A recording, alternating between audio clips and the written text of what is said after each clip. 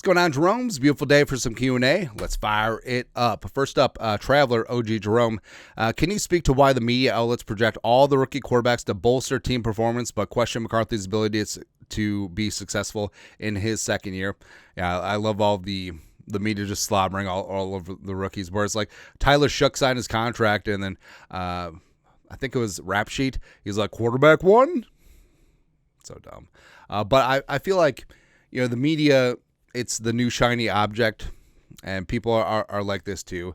And McCarthy had his rookie year out of sight, out of mind. The Vikings had a great season, and it's like, oh yeah, they got JJ McCarthy too.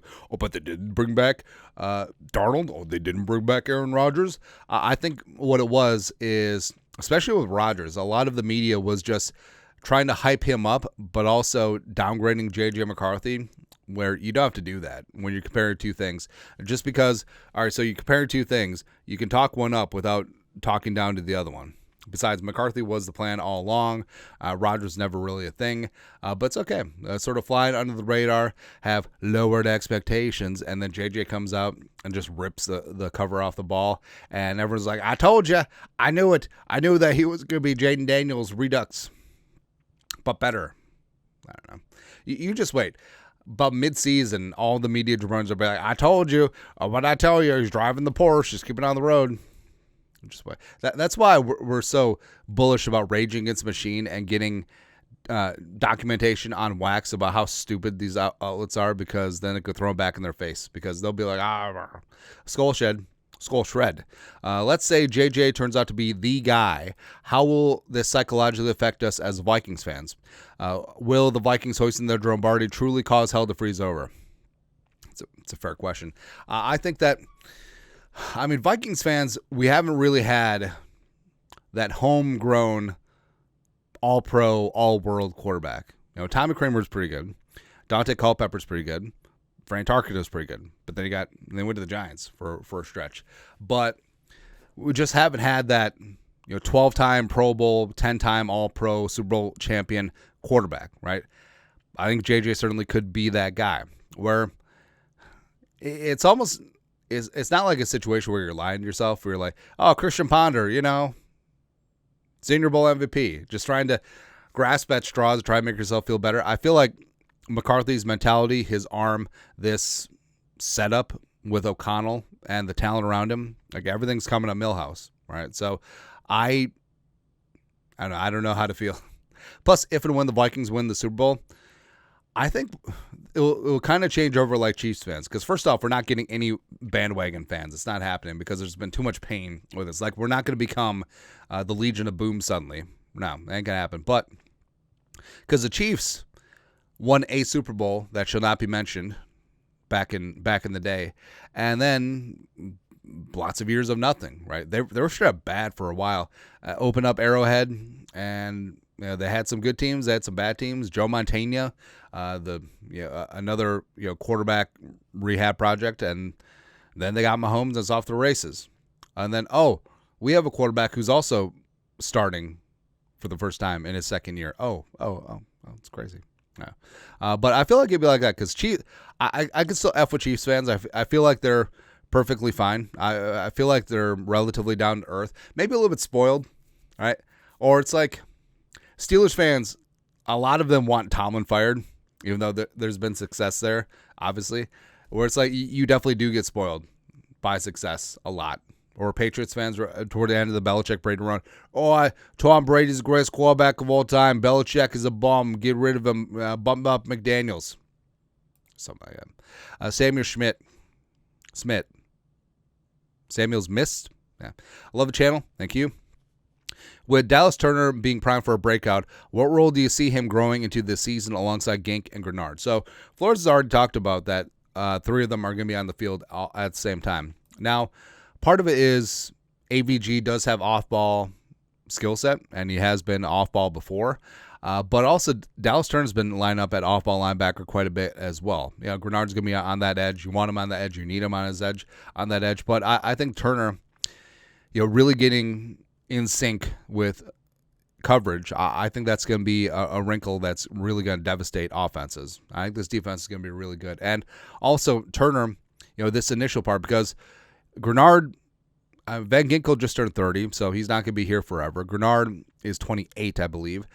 So he's got some real estate ahead of him. So, I mean, eventually it'll be Grenard and Turner, right? And I feel like all the skill set that Turner has will be good. Will they basically turn him into the new wave Anthony Barr, who was a outside linebacker D-end at UCLA? Then Zimmer turned him into a strong side linebacker. Probably not that far, especially given the Vikings 3-4. But the more you can do, the more you can do. And Turner dropping in coverage, playing off ball, rushing the passer. Plus, not just edge. It's great, but also Turner being able to bust out through the A gap, the B gap, lots of gaps, so many big, beautiful gaps, all that stuff. I think it's going to make him better. It's going to make him a complete player, and that's certainly going to have a ton of value moving forward. Next, Swanks the Tiger. If Ty Felton, rookie third-round pick out of Maryland, balls out, do we trade Addison? Even if he doesn't,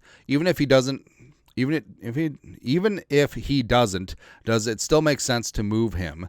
Can you go over the money aspect as well? Thanks, man. Love the show. So the question will be, do the Vikings see themselves signing Addison to a second contract? Because wide receiver 2 money, I mean, we're talking about like 25, 27 million per year. Like, it's getting up there, right? And how do they feel about Addison off the field? I think, frankly, I feel like he's good to go. I feel like he's finally learned his lessons. I think he's matured, and no one's beyond saving. Everyone deserves a second chance and all that stuff. And the other side of it is that I think that he's the most valuable, realistic trade player for the Vikings. I think that some teams see Addison as a wide receiver 1. I think you get a first and change, and you got to think about it, right? So you have to balance that. Are you going to pay Addison the 25, 27 million per year, which is going to take, or do you trade him and potentially get more in trade than you use to draft him in the first round? I think that Ty Felton balling out certainly helps that, and this is what's important about these draft picks. I don't think Felton was 1-for-1 drafted to replace Addison, but it gives the team options. I think that's what's important here. So hopefully Ty Felton balls out. I feel like his skill set is fantastic, especially with the ball of his hands, yards after catch, all that stuff. Lastly, Badgers going to the preseason week 2 game. So that's Patriots and Sunday night against the Falcons. What other game should I go to? So I say you got to go to the Eagles game. Right? And you say, well, the Eagles are world champions. Hey, you want to be the man, you got to beat the man, right? And it's not like the Vikings get to play the Titans in the playoffs either way. So collision course with the Eagles, this could be the NFC title game. Again, 38-7 the other direction, which would be fantastic. But the Vikings coming off the bye. Actually, I think the Eagles are coming off a bye too. Not sure 100%, but Falcons gonna be a good game. Sunday Night Football. Michael Penix Jr., Kirk Cousins getting booed. I know, but also I feel like the Ravens game is gonna be good. It's going to be a knockdown, drag-out, slobber-knocker type game. Flores has a solid track record against Lamar Jackson. That's something to keep in mind. And we'll just go from there. I mean, commies, Jaden Daniels. I mean, the Vikings have great home games this year. Like, there isn't really a down one. You don't really have, like, the Colts. You know what I mean? So I feel like you can't go wrong in that regard. Anyways, that's it. That's a Q&A for this beautiful day. You guys are the best. You know what to do. Skol. Production value.